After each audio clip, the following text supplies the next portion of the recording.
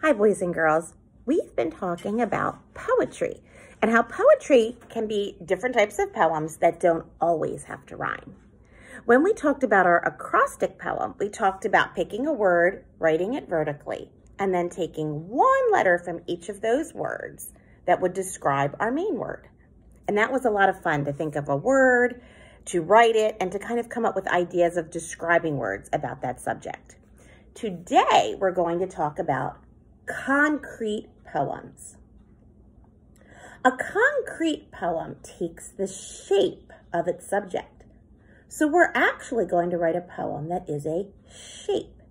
For example, if I wrote a concrete poem about a lollipop, when I write my poem, it's going to be in the shape of a lollipop. So I want you to think of an object. It could be anything: a tree, a flower, your pet, a lollipop, a piece of candy, a person. It doesn't matter. And what I want you to do is pause the video, and you're going to write a lot of words, just brainstorming, things that describe your concrete object. For example, if I chose lollipop, I can write lollipop, sticky, sweet, round, delicious. And I can keep brainstorming and just writing a list of words that describe my lollipop.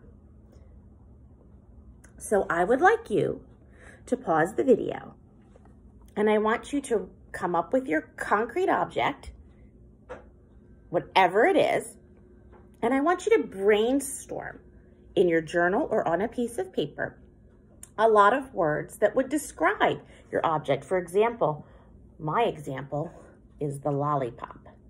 So go ahead, pause the video, and I want you to come up with your ideas that describe your concrete object.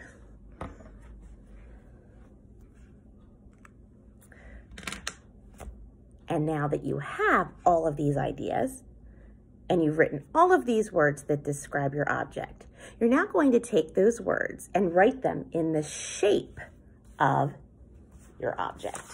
So here's my colorful concrete poem about a lollipop. And I tried to make it like a big swirly lollipop, and there's the stick that I would hold.